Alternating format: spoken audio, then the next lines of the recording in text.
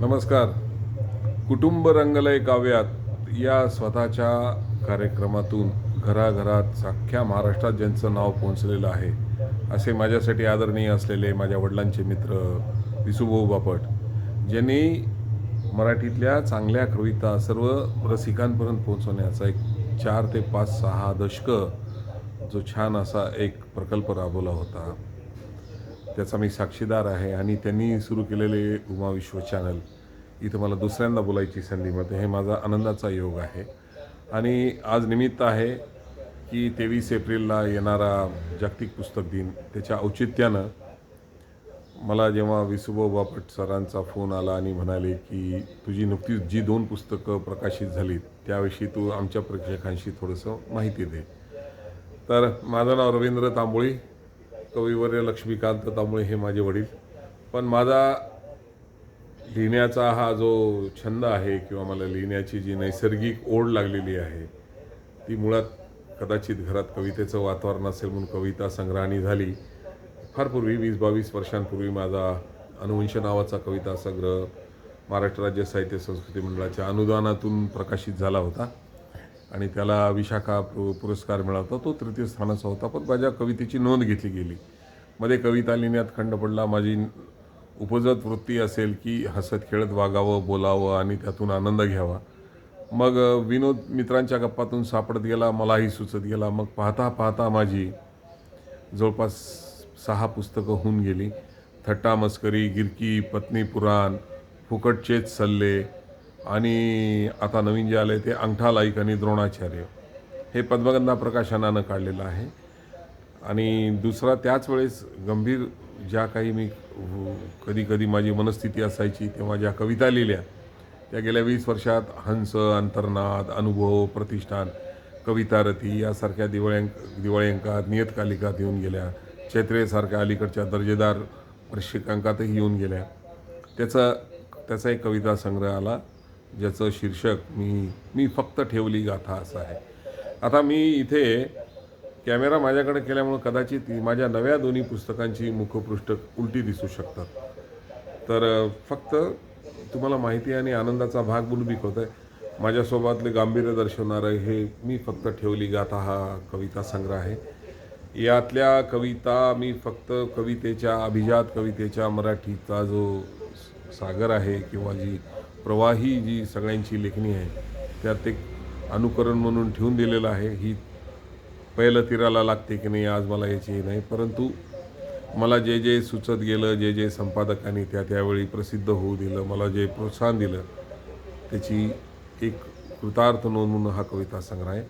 आणि गमतीदार जे सगळ्यांना आवडतं, हलकं फुलकं आवडत असतं, कारण सुख जवा पाडेन दुःख पर्वता एवढे असं तुकाराम महाराज जे म्हणाले. जे कोणते सुखाचे प्रसन्न क्षण मिळतात ते माझ्या पुस्तकातून लाभावेत असं मला वाटतं. त्यामुळेच की काय, माझा विनोद हा मी कटाक्षाने किंवा माझा स्वभाव असल्यामुळे कौटुंबिक विनोदाकडे जास्त माझा कल आहे. आणि ज्यांच्या पाऊलखुणावर मी चालत राहिलो ते आचार्य अत्रेपासून श्रीपाद कृष्ण कोलटकर, चि. जोशी, पु. ल. देशपांडे, द. मा. मिरासदार, शंकर पाटील, गंगाधर गाडगीळ या नामवंत सप्तर्षींसोबत त्यांच्या पाऊलखुणा शोधत मला काय लिहिता येतं ते लिहित गेलो. खरं तर ही मराठी विनोदातली अजय असलेली एव्हरेस्ट शिखरात समान शिखरं आहेत. पण आमच्याही या सरावासाठीच्या टेकड्या आहेत किंवा छोटे छोटेसे पर्वत आहेत. आमचाही विनोद चांगला आहे की नाही, रसिकमान्य होईल की नाही, याची एक लेखक म्हणून आपल्याला एक कुतूहल असतंच. प्रकाशक जेव्हा काढतात तेव्हा आपल्या विनोदात दर्जा आहे असं आपली एक विश्वास स्वतःवर ठेवून समजूत घालावे असं मला वाटतं. आता या माझ्या नव्या पुस्तकात अंगठा लाईक आणि द्रोणाचार्य जे विनोदी लिखाणाचं पुस्तक आहे, त्यात काही कथा आहेत, काही लेख आहेत. जत्रासारखा दिवाळी अंक, पद्मगंधासारखा दिवाळी अंक, मोहिनीसारखा दिवाळी अंक किंवा साप्ताहिक सकाळचे सलग 3 वर्ष अशा चांगल्या दिवाळी अंकात ते प्रसिद्ध झालेले आहेत. मी माझ्या विनोदामध्ये ताजेपणा येतो की नाही, पण विषयांचं वैविध्य मला नवीन सापडतं. त्या अनुषंगाने मराठी साहित्य चोरून जे परदेशी साहित्यिक मोठी झाले त्याचा एक मी वेगळा शोध लावलेला आहे. द्रोणाचार्यांनी जो अंगठा हे रूपकात्मक जे आपल्याला पौराणिक कथा माहीत आहे तो भविष्यवेध होता असा सिद्ध करण्याचा प्रयत्न केलेला आहे. मन आणि हृदय मराठीमध्ये हे 2 वेगवेगळे, एक इंद्रिय आणि एक अवयव जरी असले किंवा एक कल्पना जरी असली तरी त्या हिंदी उर्दू गाण्यांनी आपली जी फजिती केली त्याचा एक शोध लावलेला आहे. आमचा चांद्रीय गोंधळ नावाचा मला आवडणारा जो लेख आहे की आम्हाला लहानपणी आई चंद्राचे 2च गाणे आमच्या पिढीला माहीत होते, निमोनीच्या झाडामागे आणि चांदोबा चांदोबा भागलास का वगैरे वगैरे. तर चंद्रावरचे गाणे थोपटत थोपटत ऐकून आम्हाला झोप लागायची. त्यामुळं की काय आजही ज्या ज्या गाण्यात चंद्राचा उल्लेख होतो आम्हाला किती सुंदर झोप येते याचं सगळं विश्लेषण, आठवणी, अनुभव अशा घेतल्या आहेत. काही पर्यटनावरचे लेख आहेत. आर्थिक विनोदही आर्थिक क्षेत्रातही थोडीशी आवड निर्माण झाल्यामुळे मी बघत गेलो. असे काही गमतीदार करत गेले आणि रसिक